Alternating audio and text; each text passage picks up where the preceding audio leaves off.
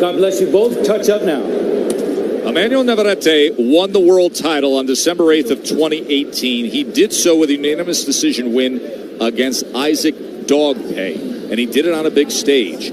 He was the co-feature for Vasily Lomachenko, Jose Pedraza, and he put forth pressure on Dogpay, and he really roughed him up late. He doesn't mind making a fight, a real hardened fight. He gets after it. This is a guy who had a rare 4-week turnaround for a world championship. He fought for a world title, defending a world title on August 17th, and then turned right around and fought also on a Tyson Fury undercard on September 14th. What is this, the 1950s over here with Navarrete? I love this guy, Lennox, with his attitude of wanting to be in there and simply fight. And he's a knockout puncher as well.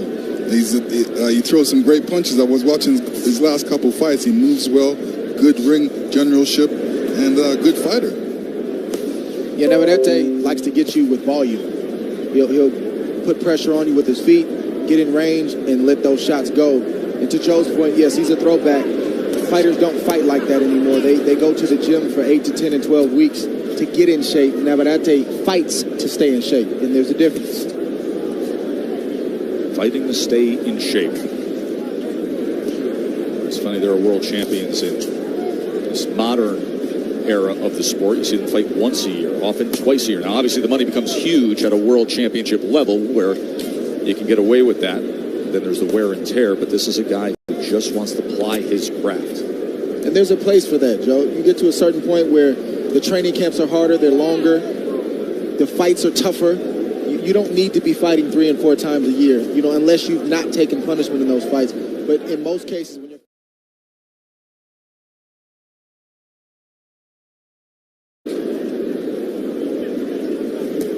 the rematch with Dogpay came in May of 2019, and he also roughed him up down the stretch of that fight to the point where he scored a TKO, did Navarrete, in the 12th round when he had the rematch against the man that he took the belt from.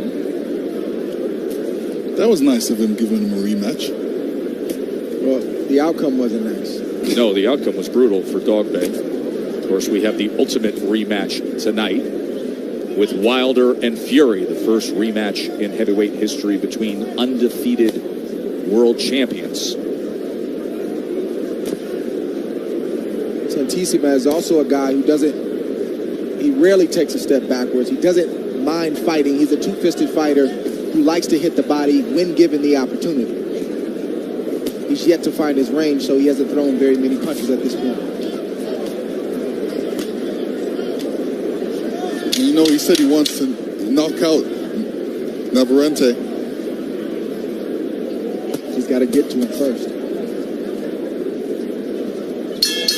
He says, no need to get excited too fast. I'm resting right now. You got to save those legs because you might need them. Tyson Fury has never seen a camera he doesn't like. Always finding it, always smiling, always playing to it. Yesterday in the weigh-in, we had a comical moment when Deontay Wilder was on the same kind of couch in his locker room before they came out, and he was with his fiancée, and they were curled up, and he was resting with the sunglasses on. The perfect fit would be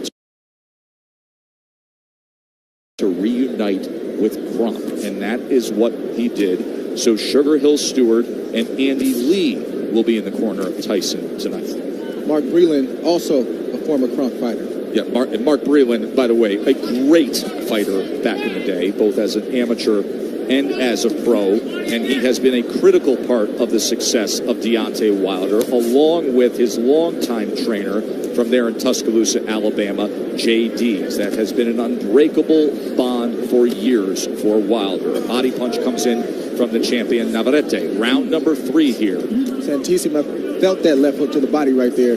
He took a walk around the park to get a break, and Navarrete noticed it. Navarrete finding some confidence coming forward here in round number 3. Body punches, he's been able to land 14%. That left hand hit the mark moments ago. I like Navarrete right now, what he's doing. He's keeping the distance. He's being first. That means he's, throwing the first punches. He's not waiting. And he's not in one standing position. He's moving around. He's being a little bit elusive. He's not being being a standard target, and he's looking for his openings. We talked about Imam earlier in the night, not giving different looks, doing the same thing over and over. And like you mentioned, Champ, Navarrete is giving so many different looks, and it's hard to get settled. It's hard to know what he's going to do. He shows you one thing, and he does another. You think he's throwing the left, he throws the right.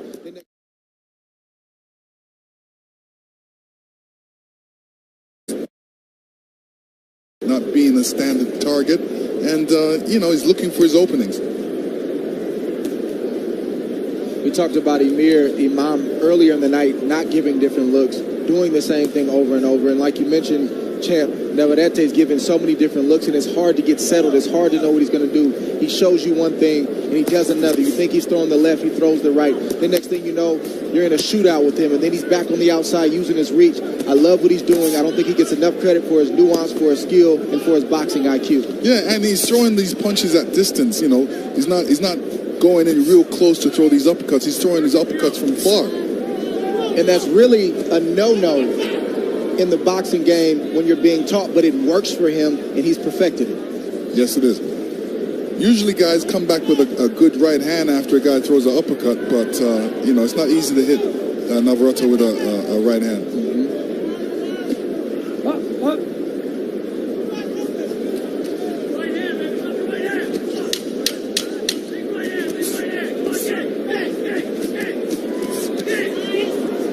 Combination here at the end of round number 3. Another left hand from Navarrete. Top-ranked President Todd DeBuff making that announcement to ESPN not long ago. And give credit to both Top Rank and the PBC, as well as Fox and ESPN, of having great common sense leadership to saying, make this fight. And look at what the embraced response has been by the buying public. That is the live gate number tonight. It will be number 1 in the history of heavyweight boxing live gate in the state of Nevada. Of course, we will get those final numbers in the coming days, but it is going to be north of...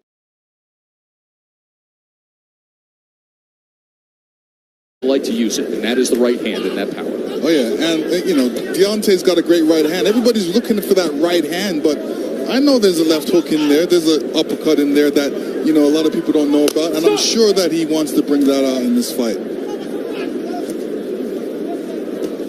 So as Wilder gets wrapped, Tyson Fury sits back and is still relaxing, flanked by his wife Paris and his family, his brothers.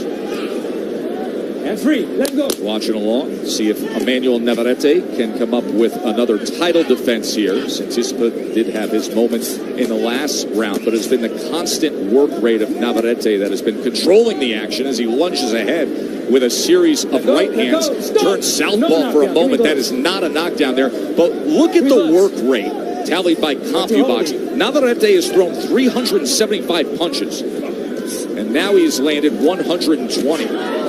Opened up that time, and filling the spot was a left hook from the Filipino Santisima, and it doesn't even stop Navarrete at all. He just keeps punching. Wide-ranging right hand, and now Navarrete is on the attack here in round number 5. He is backing up Santisima. Navarrete clubbing, touching him time and again. Left uppercut, right uppercut, body shot comes in. Look for that left hook to the body. Santisima has taken the headshots pretty well, but the shot he hasn't taken well is the left hook to the liver from Navarrete. This is great work rate here of the volume punching attack and the aggression of Emanuel.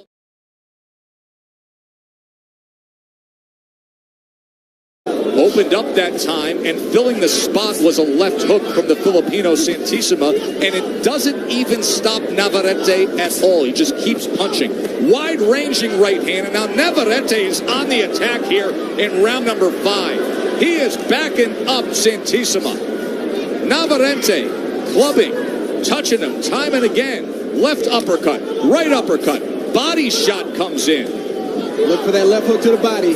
Santisima has taken the headshots pretty well, but the shot he hasn't taken well is the left hook to the liver from Navarrete. This is great work rate here of the volume punching attack and the aggression of Emanuel Navarrete.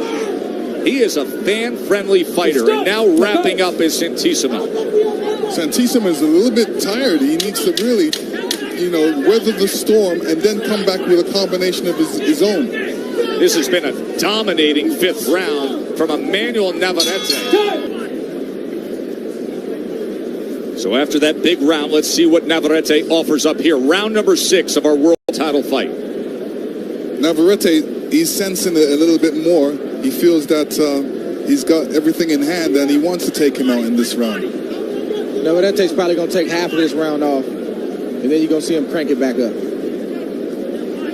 Santisima is still trying to recover from what happened the last round, so he's not taking advantage of Navarrete taking this part of the round off.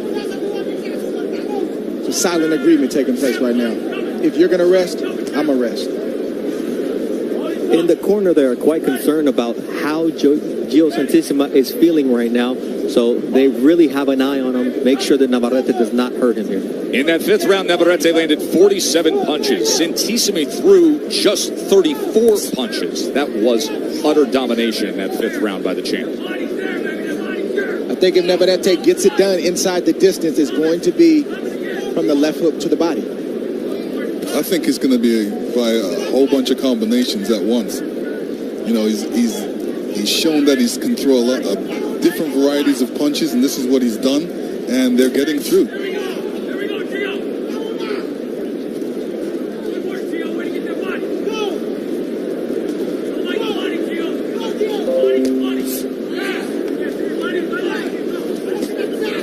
It's a right hand from Navarrete. They're trying to get over the top there.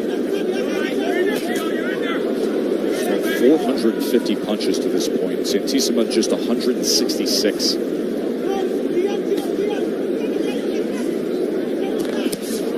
Comes to the inside. Santisima tried to time something, and now Santisima goes to the body, and there's a left hook upstairs from Navarrete.